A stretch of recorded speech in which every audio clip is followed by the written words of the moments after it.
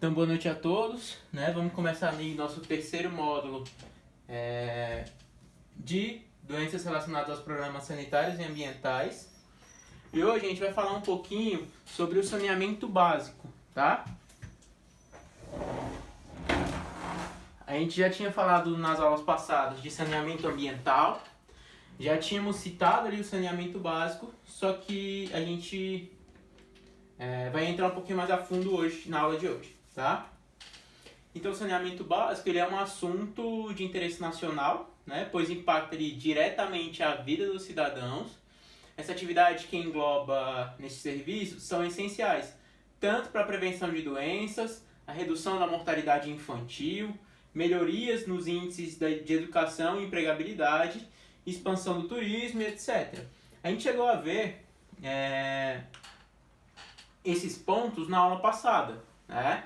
A gente viu ali o que o saneamento ambiental, o que o saneamento básico ele poderia trazer ali. Na verdade, a gente falou quais os prejuízos que eles causam para cada classe, né? E agora a gente vai falar um pouquinho sobre o porquê que ele afeta tanto cada classe ali, tá? Então, apesar disso, o Brasil ainda tem muito a avançar nessa área. Então, apesar da gente falar muito ser um interesse nacional, ainda pecamos muito nessa área. E esse avanço passa pelos investimentos tanto do poder público quanto da iniciativa privada, bem como o engajamento da população, que pode buscar informações e cobrar melhorias nos serviços oferecidos, né? Então, fica aí uma pergunta para vocês. Vocês sabiam que o saneamento básico ele vai muito além ali da distribuição de água potável e a coleta e tratamento do esgoto, né? Então, várias atividades fazem parte desse serviço, que é garantido por lei e envolve a participação de vários órgãos públicos de regulamentação. Ainda há dúvidas e mitos em relação a este tema. Por exemplo, muitas pessoas desconhecem a relação entre o saneamento básico e o meio ambiente. No entanto, os dois temas são intimamente ligados, né? Por isso a gente vai reunir aqui, eu reuni nessa aula, os pontos mais importantes do saneamento básico, tá? Então, dessa forma, aí vocês vão poder se informar, entender melhor sobre o assunto e, quem sabe, até contribuir para a melhoria do serviço na sua comunidade, né? É uma obrigação de vocês, como futuros agentes comunitários, também verificar o saneamento básico ali, como é o funcionamento do saneamento básico, quais os pontos mais fortes e mais fracos das comunidades que vocês vão trabalhar, ok? Então, a gente vai falando de saneamento, mas o que é o saneamento, né? Então, o pensamento de muitos, né, o saneamento ele consiste apenas no acesso à água tratada e a coleta e tratamento de esgoto, mas ele engloba outros serviços, né? Então, dessa forma, para iniciarmos a nossa aula, é importante definir o que é saneamento básico, né? Então, segundo o Plano Nacional de Saneamento Básico, é o conjunto de serviços, infraestrutura, abastecimento de água, limpeza urbana e manejo de resíduos sólidos, esgotamento sanitário e drenagem de águas pluviais urbanas, tá? É um serviço previsto na Constituição Federal e coordenado pelo Ministério do Desenvolvimento Regional, né? O órgão federal que surgiu a partir da fusão dos extintos Ministério da Integração Nacional e das cidades. Ele envolve a atuação de diversos agentes e pode ser prestado por empresas públicas e privadas. A gente já falou dessa questão da participação das empresas privadas nesse processo, que ela é necessária, né? A gente não consegue só com meios públicos ter um bom andamento do saneamento básico, saneamento ambiental, né? Então, em regime de concessão, subdelegação, parcerias público-privadas, né, entre outras. E por que a gente precisa do saneamento básico? Então, o saneamento ele é essencial para o desenvolvimento de um país e para o aumento da qualidade de vida das pessoas. Seu aperfeiçoamento e universalização promovem melhorias na saúde, principalmente de crianças, com a diminuição da mortalidade infantil e a contenção de doenças, né? A gente viu ali quais os problemas que a segunda maior causa de morte no mundo inteiro em crianças, né, em diarreia, por diarreia, e que essa diarreia poderia ser evitada por meio do saneamento básico eficaz, né? Então, além disso, há o desenvolvimento do turismo, da educação e geração de novos empregos. No último estudo do Instituto Trata Brasil, ao projetar a universalização do serviço de abastecimento de água e coleta e tratamento dos esgotos, o país teria um balanço positivo de 1,1 trilhão de reais, somando os benefícios gerados nos indicadores socioeconômicos. Então a gente viu também na aula passada de que o quanto mais eu invisto em saneamento básico, né? Vamos supor, se eu investir R$1 em saneamento básico, eu economizo ali R$4 em saúde, por exemplo. Então, e o investimento no saneamento básico, ele vem com lucro a longo prazo, né? Então a gente vai sempre lucrar muito por justamente melhorar os outros aspectos. Então já o custo para levar o saneamento básico para todos os brasileiros até 2033 é estimado em 508 bilhões de reais, sendo os serviços de água e esgotos responsáveis por 60% desses custos, né? Porque água e esgoto é a maior parcela, né, juntos ali, deste investimento que se faz. Porque vão ser necessárias reformas nas ruas, né, nas vias públicas, para fazer rede de esgoto, rede de água tratada, né? Então é um custo muito alto com infraestrutura também para quando a gente pensa em água e esgoto, ok? Então os estados que mais investiram em saneamento nos últimos anos foram São Paulo, Minas Gerais, Paraná, Rio de Janeiro e Bahia, ok? No entanto, para atingir a meta, o Brasil precisa aumentar 62% os investimentos em saneamento básico. Em média de custo de recursos direcionados ao setor nos últimos 8 anos, foi de 13,6 bilhão, né? 8 bilhões a menos do que o necessário. Se essa média for mantida, a universalização só será atingida após 2050, ou seja, a gente vai gastar 20 anos mais para levar ali o saneamento básico eficaz para toda a população brasileira, né? Então, por isso que a participação do serviço privado ela é essencial, para justamente conseguir cobrir esses custos ali de 8 bilhões que ainda faltam, ok? Quais são as atividades do saneamento básico, né? Então, ali no nosso dia a dia, muitas vezes, não damos conta de como o saneamento básico está presente nas nossas vidas. Algumas atividades já estão tão incorporadas em nosso cotidiano que não imaginamos mais a nossa sociedade sem elas, né? E aí eu vou detalhar elas um pouquinho para vocês, tá? Então a água que chega à sua casa, ela passa ali por um processo de tratamento que torna segura para ser utilizada, tá? Ela é captada em mananciais, passa por processos físicos e químicos, né? Todo tratamento que a gente chegou a falar ali em saneamento ambiental. E então é distribuída para as residências, indústrias e estabelecimentos comerciais. Então, essa água que chega nos estabelecimentos, nas nossas casas, ela passa ali, ela é um projeto de saneamento básico, tá? Esse tratamento é realizado nas estações de tratamento de água e é necessário para que a população não consuma água contaminada ali com vírus e bactérias, prevenindo a proliferação de doenças, né? Então, na maior parte das cidades, o processo de tratamento é realizado em 8 etapas.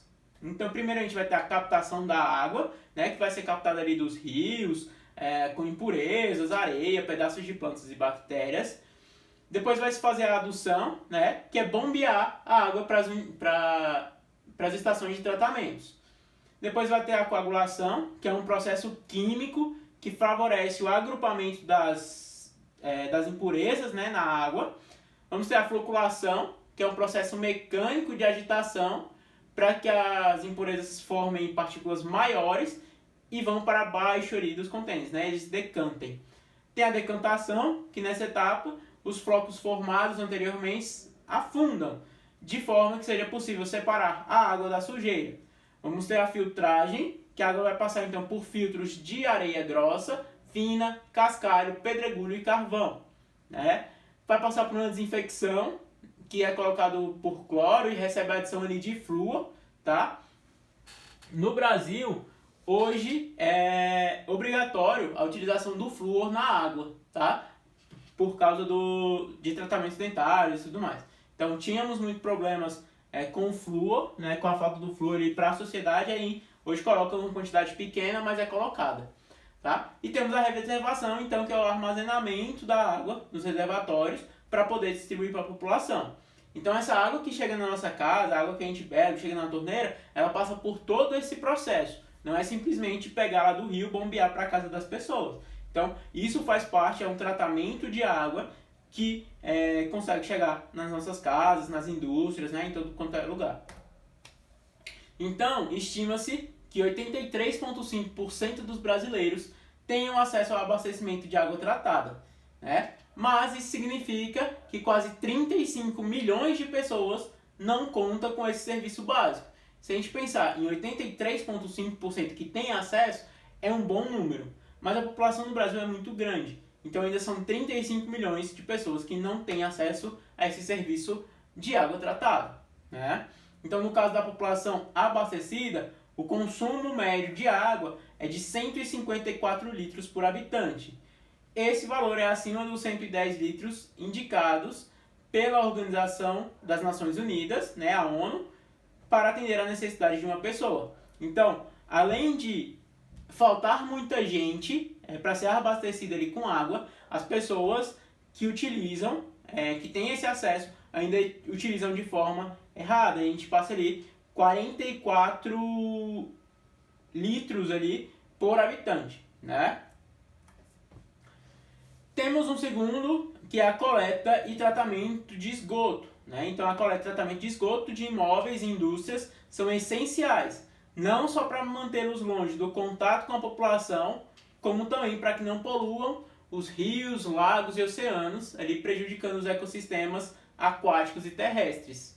O esgoto é levado para as estações de tratamento de esgoto, né, as ET, que realizam uma série de procedimentos para tratá-lo e deixá-lo livre de resíduos sólidos e micro-organismos.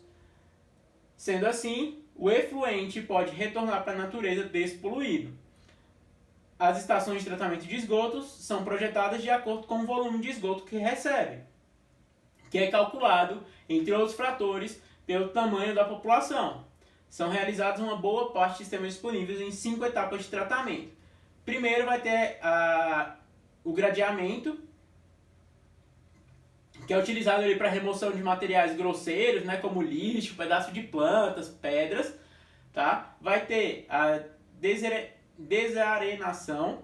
Nessa etapa, todos os detritos sólidos são retirados. Vai ter o tratamento biológico, né, que é a etapa responsável ali pela digestão da matéria orgânica presente no esgoto. Vai ter a decantação. Então, o iodo formado na etapa anterior é decantado e separado do líquido livre de impurezas. Tá? E aí vai ter o descarte, que é após o tratamento adequado, o esgoto é devolvido para o meio ambiente, mas aí nessa parte ele não vai mais causar mal ao meio ambiente. Tá? Então, apesar da importância desse serviço, apenas 52% da população tem acesso à coleta de esgoto. Além disso, menos da metade dos esgotos gerados no país passam por tratamento. Tá? Ou seja, o esgoto de cerca de 100 milhões de brasileiros é despejado na natureza, sem qualquer tipo de tratamento, prejudicando os mananciais e a fauna e a flora do entorno. Ok? Temos também o manejo da água da chuva, que faz parte de um projeto de saneamento básico, né? Então a Lei 11.445, lá de 2007, conhecida como Lei do Saneamento, define o manejo das águas pluviais como o conjunto de atividades, infraestrutura e instalações operacionais de drenagem urbana de águas pluviais, do transporte, detenção ou retenção para o amortecimento de vazões de cheias, do tratamento e disposição final das águas pluviais, drenadas associadas às ações de planejamento e de gestão da ocupação do espaço territorial urbano. Ou seja, a drenagem e o transporte da água da chuva são realizados por meio das galerias pluviais, que transportam essa água até os mananciais, evitando assim alagamentos nas áreas urbanas, né? Então a gente tem os nossos conhecidos bueiros. Eles servem para ir como manejo da água da chuva, tá? Então, os bueiros eles vão ter ali vão justamente fazer esse manejo da água da chuva, que é fazer a captação e levar até os mananciais, tá? Porém, se jogamos lixo na rua, como a gente já sabe, vão entupir os bueiros e aí vai ter alagamento. Então aquele sistema não funciona se não tiver uma participação ali da comunidade junto com os investimentos que são feitos pela área pública, né? Então, a gente tem um problema muito grande nas cidades que atrapalha o manejo da água da chuva, que também é a falta de manutenção e o acúmulo de lixo nos bueiros. Além de entupir galerias pluviais, impedindo que a água da chuva seja transportada para os mananciais, esse lixo ainda vai poluir os rios, os lagos e os oceanos. Tá? Além disso, ligações entre a rede de esgoto e a de drenagem podem causar a contaminação dos corpos d'água, né? Então, ali, enchentes, favorecendo a transmissão de doenças infecciosas e causar problemas de infraestruturas. Se eu ligo o esgoto, vamos supor, para a mesma rede, é o mesmo manancial, mas se eu ligo a rede de esgoto na captação da água da chuva, se esse bueiro entope, pode ser que esse esgoto extravase ali e pode espalhar muita doença ali para a população daquele local. Temos também a coleta de resíduos sólidos, né? Tudo bem, gente? Vocês estão conseguindo compreender? Tá muito rápido? Como é que tá? Estou conseguindo, professor. Ok, vamos lá. Então, vocês já pararam para pensar na quantidade de lixo que gera diariamente? A ONU divulgou um estudo que aponta que o mundo gera mais de 2 bilhões de toneladas de lixo por ano.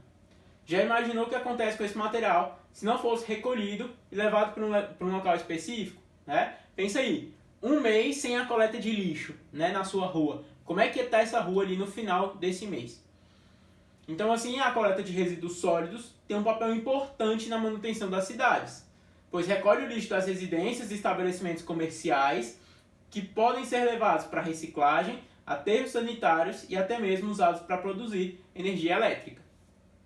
Esse serviço é regulamentado pelo município e pode ser realizado tanto por empresas públicas quanto empresas privadas, que devem fazer a disposição adequada dos resíduos e rejeitos. O veículo que faz esse serviço é projetado especialmente para esse fim e geralmente faz o recolhimento em dias específicos de cada bairro, né? Quando eu terminar, eu volto no que eu queria falar com vocês. Então, por isso, é importante que vocês saibam o dia da coleta, para que o lixo ali não fique exposto na rua. Vamos supor, ele passa toda segunda-feira, aí eu vou e boto o lixo na terça, ele vai ficar mais de uma semana ali parado na sua porta, né? Podendo gerar alguma infecção. A gente sabe ali que tem os cachorros de rua que vêm e rasgam lixo, acabam sujando, e aí é uma possibilidade de gerar infecção, de entupir um bueiro, né? Então a gente tem que ter cuidado e colocar sempre no dia certinho. Então, saber o dia que o lixo, né, que o carro faz essa coleta, evita, né, então, que a embalagem seja violada por animais em situação de rua e previne a disseminação de pragas ali, como ratos e baratas. Tá? Então, além disso, você deve tomar cuidado ao dispor seu lixo. Por exemplo, não é adequado deixar materiais perfuro-cortantes ali, como vidros e seringas, sem proteção nos sacos. Né? Então a gente tem que sempre lembrar que alguma pessoa vai pegar aquele lixo ali e jogar. Então a gente não pode causar um acidente. Então a Política Nacional de Resíduos Sólidos, regulamentada ali pela Lei 12.305 de 2010, estabeleceu os princípios, objetivos e diretrizes para a gestão integrada e gerenciamento de resíduos sólidos. Tá? Então um dos objetivos é um incentivo à indústria de reciclagem. Sabe-se que esse é um assunto mundialmente importante, pois o consumo de plástico passou a ser um foco devido à dificuldade de degradação do material da natureza.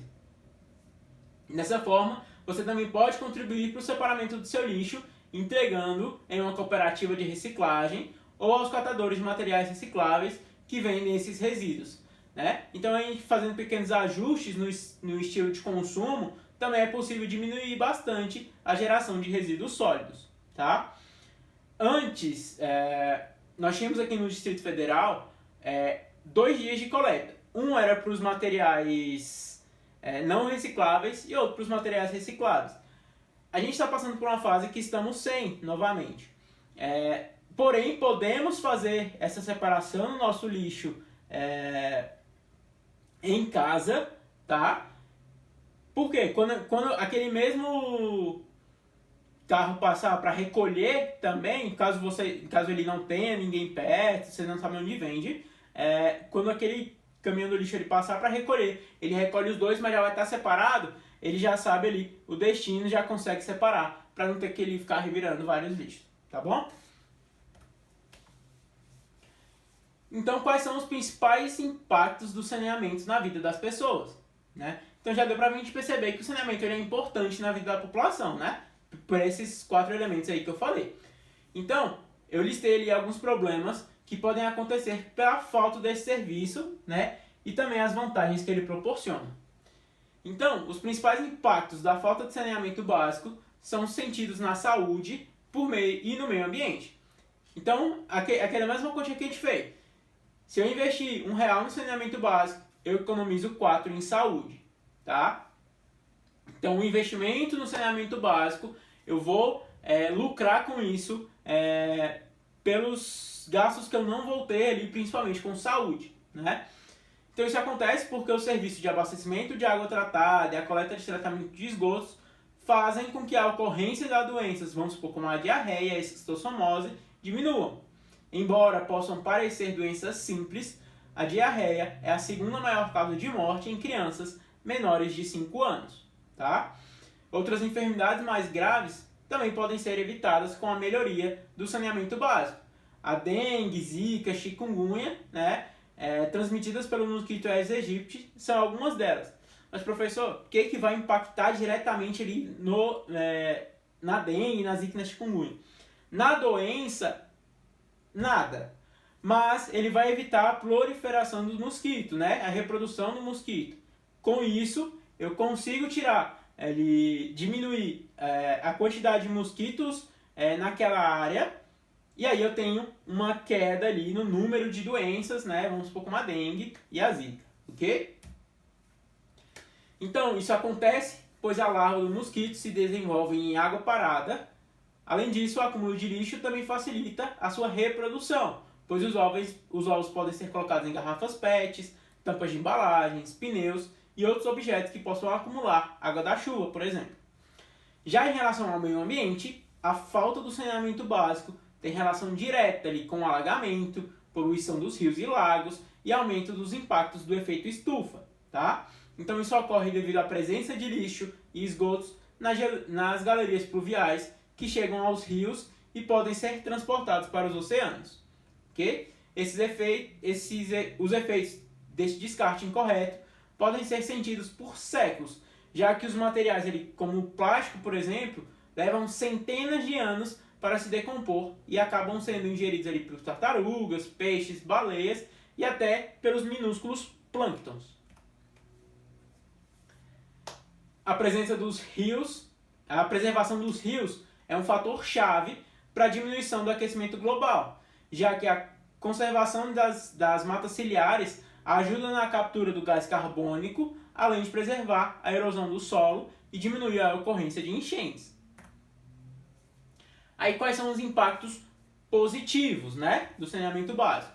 Então, além das consequências na saúde e no meio ambiente, o saneamento ainda vai impactar a educação, pelos motivos que a gente já falou lá, de não gastar com educação com o jovem na escola, para o jovem estar na escola sendo que ele está doente. E diretamente no estudo das pessoas que não vão perder a aula, com isso conseguem se educar melhor, com isso conseguem um emprego melhor, uma renda melhor, e assim a gente sempre vai melhorando. Então o turismo também, ninguém quer visitar um lugar feio, um lugar fedido, um lugar cheio de lixo, né? Então, se eu coloco um saneamento ambiental adequado, eu atraio mais turistas para a minha cidade, né, para o meu estado.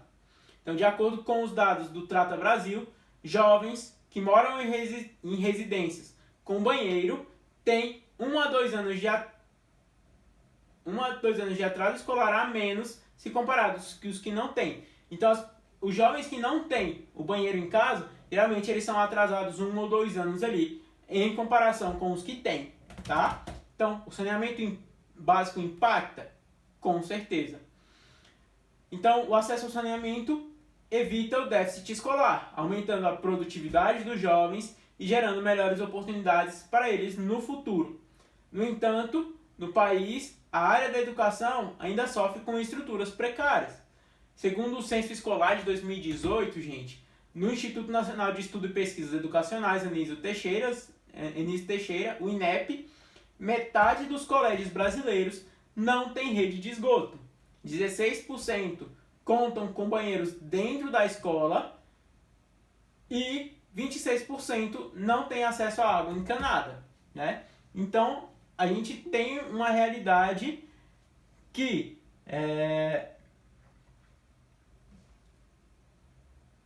isso prejudica muito. Se eu não tiver um saneamento adequado, isso prejudica. Porém, se eu tiver, eu consigo aumentar a produtividade dos jovens, né? Garantindo ali uma melhor oportunidade no futuro para ele. Por quê? Porque ele vai estar mais educado, né? O turismo também é impactado positivamente pelo saneamento básico. A universalização pode gerar ganhos e rendas de 1,2 bilhão por ano entre 2015 e 2035. A preservação ambiental também pode impactar os lucros do setor, atingindo 24,5 bilhões de reais. Tá? É aquilo, investir no saneamento básico é ganhar dinheiro em outros aspectos, ou economizar dinheiro em outros aspectos, como é a área da saúde. Então, por último, a geração de empregos e rendas também pode usufruir das melhorias proporcionadas pela ampliação desse serviço. Por exemplo, na Constituição Civil, quase 69 mil pessoas foram empregadas diretamente em obras de saneamento básico. Então, as obras de saneamento básico também vão gerar empregos. Eles geram melhorias, mas geram também empregos, tá? Então, entre 2004 e 2016, o Brasil aumentou investimentos nessa área em 11,5% ao ano, o que ocasionou a manutenção de 142 mil empregos por ano. Além disso, as operações de água e esgoto geraram uma renda anual de 43 bilhões de reais. Tá, mas qual é a situação do saneamento básico no Brasil? Tá? Então, o saneamento no Brasil começou lá em 1561, né, com a construção dos primeiros poços que abasteciam então a capital, Rio de Janeiro. Porém, só mais tarde o serviço começou a ter os moldes como conhecemos nos dias de hoje. Em 71, o governo criou o Plano Nacional de Saneamento e, com isso, houve a separação entre as instituições que cuidavam desta área e da saúde. Nesta época, o serviço era prestado por companhias públicas. Tá? Em 2007 foi aprovada a lei que regulamentou e deu diretrizes para o saneamento básico no Brasil. Além disso, foram estabelecidas metas e ações para que o país atinja a universalização em 2033. Então, está perto.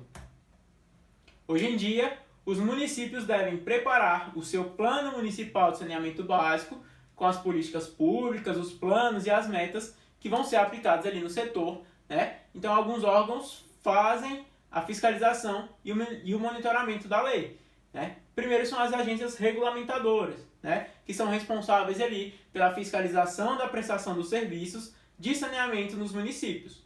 E temos o Sistema Nacional de Informação sobre Saneamento, o SINIS, que é um sistema que reúne informações e indicadores sobre o saneamento básico com dados obtidos de prestadores de serviço. Então, segundo ali o Trata Brasil, as principais estatísticas sobre saneamento básico no Brasil são: quase 35 milhões de pessoas não têm abastecimento água tratada. Entre as crianças e adolescentes, 14,3% não têm acesso à água. Tá? Há uma perda de 38,29% durante a distribuição de água para garantir o consumo da população. O que isso significa?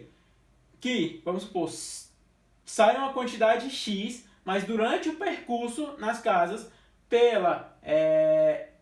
os problemas de infraestrutura das redes ali de distribuição, uma parte grande da água é perdida. 38% é uma parte enorme de água, poderia estar abastecendo outras regiões, esse tanto que a gente perde, tá?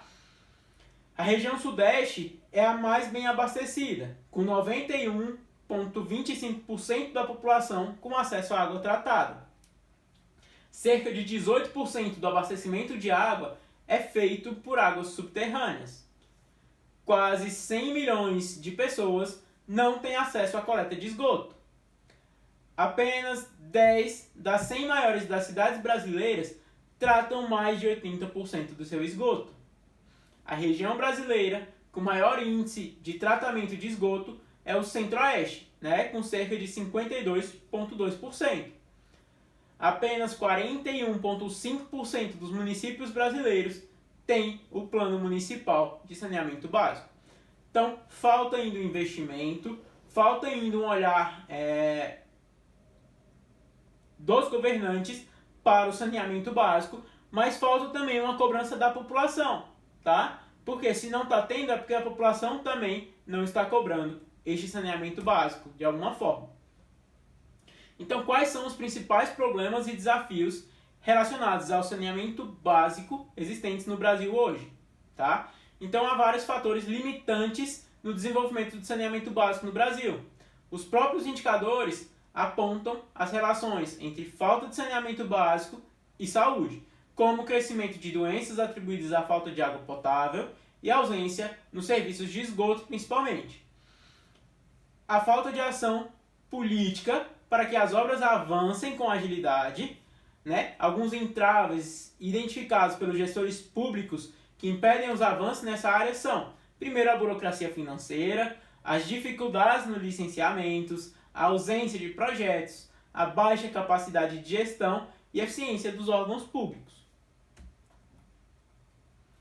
E o que eu falei lá no começo da Lei do Saneamento Básico, mas o que é essa lei? Então, como falado, o acesso ao saneamento básico é um direito previsto na Constituição Federal. A lei que regulamenta esse serviço é a Lei 11.445 de 2007, que alterou e revogou algumas leis das décadas de 70 e 90. O princípio da norma é estabelecer diretrizes nacionais para que o saneamento básico e para a política federal de saneamento básico. Okay? Além disso, traz diretrizes para o plano e regulação e aspectos técnicos do serviço. Ela também traz informações sobre as responsabilidades do Estado em relação ao saneamento básico, como deve ser feita a fiscalização e a elaboração do plano do saneamento básico. De quem é a responsabilidade? Então, é um serviço que envolve muitos órgãos de administração pública e também boas práticas da população como um todo. A lei ela vai definir ali a responsabilidade de cada agente no processo.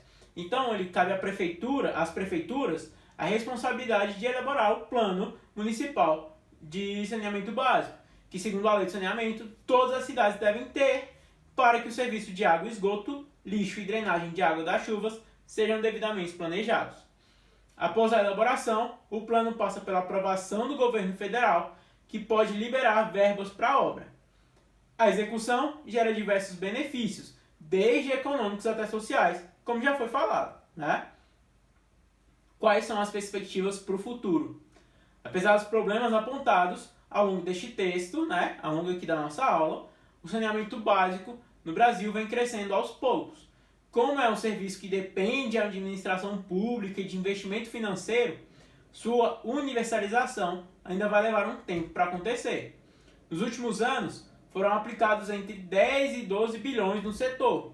Se o governo continuar com essa média de investimento, estima-se que o Brasil não cumprirá o plano de universalização até 2033, que foi o objetivo estabelecido pelo Plano Nacional de Saneamento Básico.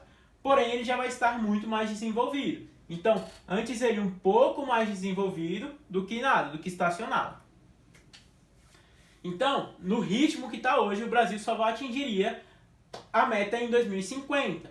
Ou seja, o setor clama por investimento público e principalmente privado para se desenvolver e, com ele, beneficiar o país em diferentes aspectos, tanto como a educação, a saúde, meio ambiente, empregabilidade, turismo, né? Tudo que a gente já falou. Viu como o saneamento básico está presente nas nossas atividades do dia a dia, né?